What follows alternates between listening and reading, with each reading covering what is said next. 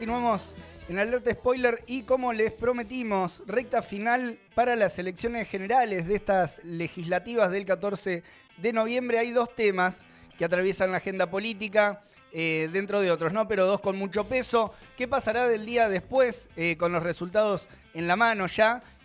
Políticamente, cómo quedarán las principales coaliciones y cómo continuará la novela con el Fondo Monetario Internacional por esta deuda, ¿no?, contraída con el organismo durante el macrismo, bueno, y también el peso de la deuda más en general en la economía argentina. Estamos en comunicación para charlar de estos temas con Eduardo Lucita, que es integrante de Economistas de Izquierda, y le damos la bienvenida. Buenos días, Eduardo. Leo Méndola y Lucía Ortega, te saludamos. Buenos días, gracias por llamarme. Bien, perfecto. Ahí te estamos escuchando, genial. Bueno, primero, estuviste esta semana recorriendo el barrio de Villa Crespo. Ahí estuvimos viendo algunas imágenes junto a Miriam Bregman, Gabriel Solano, otros candidatos del Frente Izquierda Unidad, y estuvieron llevando algunas propuestas a los vecinos ahí del barrio. ¿Qué recepción tuvieron? ¿Cómo viste ahí la recorrida? Mirá, yo creo que fue interesante. Este es mi barrio histórico, así Sí. que lo conozco por todos lados. Soy hincha de Atlanta, así que conozco todo el ambiente futbolero de la zona también. Yo creo que para lo que es el momento, la situación está muy caída.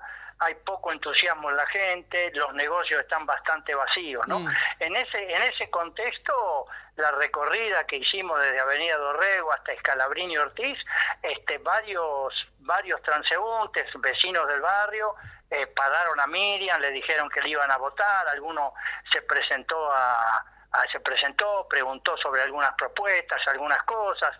Hay temas como la estación de trenes de Chacarita de Villa Crespo ahora y también la de Paternal, que hace 2 años que están paradas, y esto le causa problemas no solo a los viajeros, a los pasajeros, sino también a los comerciantes de la zona, que cuando el tren funciona hay mucha más actividad económica en esa zona, ¿no? Bueno, entonces esas son unas demandas.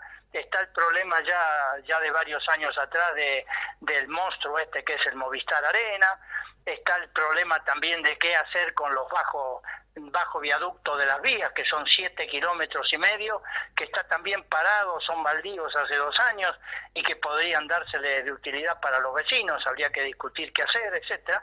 Bueno, todas esas cosas estuvieron presentes, pero también estuvo presente en las demandas, en lo que planteaban Miriam, Ogando y otros compañeros, la necesidad de que una izquierda anticapitalista tenga presencia fuerte en el Congreso o en diputados para, todos coinciden en que hay una gran incertidumbre sobre qué se viene a partir del 15 de este mes, y no hay dudas que la economía en general tiene serias complicaciones, que va a haber algún tipo de ajuste, cómo recuperar salarios, cómo frenar ese ajuste, el tema de las relaciones con el FMI, cómo enfrentar esas relaciones. Bueno, todo eso de alguna manera estuvo presente en esa caminata que hicimos y que yo tuve la suerte de poder acompañar a Miriam y a Ogando, ¿no? Y pensando en algunos de estos ejes que planteabas también, al final, bueno, mencionabas muchos que tienen que ver con demandas también de ahí, del barrio, de la zona, y otros más generales. ¿Por qué te parece importante, digamos, que el Frente de Izquierda haga una buena elección el domingo, ¿no? Venimos viendo, bueno, muchas proyecciones, igual se sabe, incluso hay dudas de cómo va a quedar el oficialismo, la oposición, pero respecto a la elección del FIT en particular, ¿por qué ves importante, digamos, que salga con una buena elección del domingo? Mira, en principio, a mí me parece que la elección del FIT en las PASO fue muy buena, tal vez la mejor en muchísimos años, y sobre todo aquí en Capital también, ¿no es cierto? Ahora, el tema es lo siguiente, que aparentemente hasta ahora, por lo menos en Capital, el FIT no ha perdido votos, no hay votos que vinieron, porque es indudable que donde le va mal al kirchnerismo, le va bien al FIT, ¿no? Aparentemente no ha perdido votos, el problema es ganar los votos que hacen falta en Capital para ganar esa diputación, ¿no? Y por otro lado, en provincia, mantener como mínimo los dos diputados que se tienen, y hay que ver si si la suerte acompaña un poco más en Jujuy, para obtener también un diputado por aquella provincia norteña, ¿no? Ahora, la importancia es lo que te digo, de tener una voz distinta, porque incluso vos preguntabas desde el punto de vista de las negociaciones con el fondo y la deuda. El conjunto del Parlamento son lo que le podemos llamar el partido de la deuda. Sí. Salvo los votos de los diputados de izquierda, el resto todos están de acuerdo en honrar las deudas y en pagarlas, y para honrarlas y pagarlas finalmente van a terminar, más allá de cualquier cacareo, van a terminar aceptando los condicionamientos que ponga el Fondo Monetario Internacional, que son condicionamientos que por más leves que sean, son nocivos, traban cualquier desarrollo de las fuerzas productivas en el país, de distribución del ingreso, de recuperar empleos, etcétera, etcétera, ¿no? Entonces, bueno, yo creo que en lo inmediato es necesario esa voz en el Parlamento. Ahora, también creo que es necesario una voz que se eleve más allá de la coyuntura, que empiece a mirar en la distancia y que reponga la idea del socialismo en una perspectiva histórica, no una cuestión inmediata, pero que reponga la idea de la necesidad de una transformación social profunda, porque vos fijate que acá, si se acuerda con el Fondo Monetario Internacional, aunque sea ese programa a 10 años, ya las sobretasas parece que no las van a sacar, que de todas maneras no es un dato muy importante, porque son a lo sumo $1.000 millones por mes, para la deuda argentina es un vuelto. Esto va a significar que esa deuda no se puede pagar, y acá después de los 4 años de gracia es probable que al quinto, al sexto año volvamos a recaer en una crisis de la deuda. Necesitamos un nuevo plan del Fondo Monetario y entremos en un curso como entró Grecia, ¿no? Crisis tras crisis, plan de ayuda del fondo tras plan de ayuda, y bueno, fue ajustando y tenemos la realidad de lo que es Grecia hoy, ¿no? Entonces, evitar eso, pero al mismo tiempo poner una perspectiva de futuro. Uno podría decir que el macrismo expropió el futuro de la sociedad y el Frente de Todos no ha logrado reponer una idea de esperanza de algún tipo. Por lo tanto, hay un lugar enorme para que la izquierda, más allá de las luchas cotidianas, más allá de enfrentar estos problemas que estamos señalando, levante la mirada, mire un poco más allá y pues ponga un horizonte de transformación diferente de la mediocridad que estamos viviendo actualmente, ¿no? Estamos en comunicación con Eduardo Lucita, él es integrante de Economistas de Izquierda, charlando un poco sobre la campaña y las perspectivas del Frente de Izquierda también, y un poco de economía. Eduardo, vos recién comentabas el problema de la deuda externa y en particular el acuerdo con el fondo. En general, las voces que se escuchan plantean que no queda otra que acordar, que, bueno, como vos planteabas, las dos coaliciones mayoritarias van a apoyar eso en el Congreso, y desde la izquierda estamos proponiendo justamente el desconocimiento soberano. ¿Cómo ves esa perspectiva por rechazar al FMI también como parte, ¿no?, de la autoconvocatoria por la suspensión e investigación de la deuda que vos conformás, ¿no? Sí, bueno, nosotros ya hace 2 años que estamos trabajando en esto con la autoconvocatoria, desarrollamos distintas cuestiones.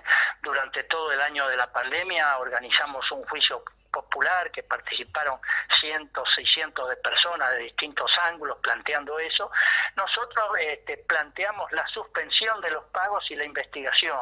Nos parece que es una figura un poco más política para ingresar en el mayor conocimiento de la gente que directamente plantear el no pago, ¿no? En el fondo también es el no pago, porque si uno suspende los pagos y la investiga, lo que va a lograr cuál es la deuda legítima es una pequeña porción, que son aquellas compras que hace el Estado, como por ejemplo compra vacunas, compra grandes maquinarias para obras públicas importantes, como fue la tunelera que compraron para el ferrocarril Sarmiento, que entre otras cosas está tirada ahí sin hacer nada, ¿no? Pero de todas maneras, esas son deudas que toma el Estado y que se pueden verificar y que se pueden pagar, pero la mayoría de las deudas son financieras, son deudas sobre deuda, intereses sobre intereses, y eso efectivamente, una vez investigado, hay que desconocerlo, ¿no? En eso tenemos claridad. Ahora, lo que creo que hay que ser pacientes y hay que llevar una política de concientización hacia la gente, ¿no? Porque la idea de honrar las deudas está muy instalada, porque no son solo los partidos, son los grandes medios hegemónicos de comunicación, los programas de radio, el senso comune, como diría Gramsci, que naturaliza las cosas, es decir, las deudas hay que pagarlas y punto, sin saber por qué se hicieron, quién las hizo, si se cumplieron todos los requisitos, porque lo que tiene la deuda de Macri es que no cumplió con los requisitos impuestos por el Banco Central para este tipo de deuda, por lo tanto es ilegal y además es una deuda odiosa en el sentido que no fue tomada para desarrollar el país, para beneficiar a los sectores populares, para hacer obras de infraestructura, en servicios sanitarios, agua potable, coata, no sirvió para nada eso, simplemente lo acaba de confesar el expresidente Macri esta misma semana, dice, sí, tomamos deuda para que los bancos que querían salir del país salieran del país. Bueno, tomaron deuda para financiar la fuga de capitales, a buen entendedor, pocas palabras, ¿no? Claro.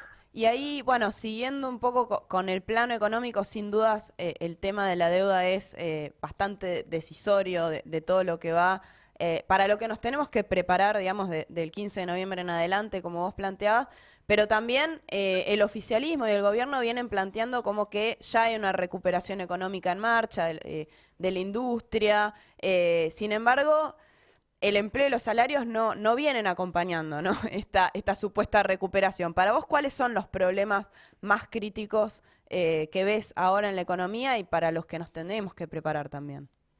No, es indudable que la economía se está recuperando. Los últimos datos de agosto oficiales del INDEC muestran que la recuperación es más fuerte de lo que se pensaba, ¿no? Entonces, ya vos tenés que los diarios de hoy ya están hablando, las consultoras privadas, de un 9% de recuperación y que el gobierno está hablando de un 10%, ¿no? Ahora, si eso es así, es cierto que no traccionan con la misma fuerza ni los salarios ni el empleo, pero hay un leve crecimiento del empleo y los salarios están estancados porque hace 4 años que vienen perdiendo los salarios, ¿no? En términos de dólares, el salario creo que es el históricamente más bajo, creo, ¿no? Pero es muy bajo, digamos, excepto ¿no? Entonces, en lo peor de la devaluación del 2002, sí, digamos que... Claro, exactamente, ¿no? Exactamente, está muy bajo.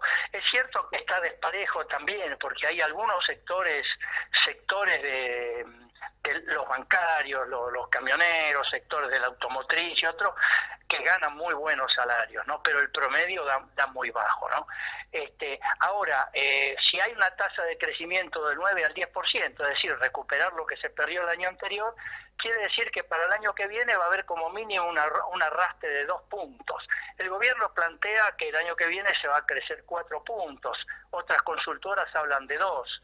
Pero supongamos que se crezca 4 puntos, pero no va a haber continuidad en ese crecimiento. Después vamos a volver 4, 5, 6 años a un crecimiento de 2.5, 3 puntos por año, que eso no sirve para crear empleo en forma sostenida, ¿no es cierto? Y también yo creo que hay una decisión compartida por todas las distintas fracciones de la burguesía y de las clases dominantes de llegar al nivel, de recuperar el nivel de salarios que hay ahora, mantenerlo estable de aquí para adelante, pero no recuperar lo que se perdió en los años anteriores, ¿no? Entonces eso va a influenciar que la demanda sigue siendo baja.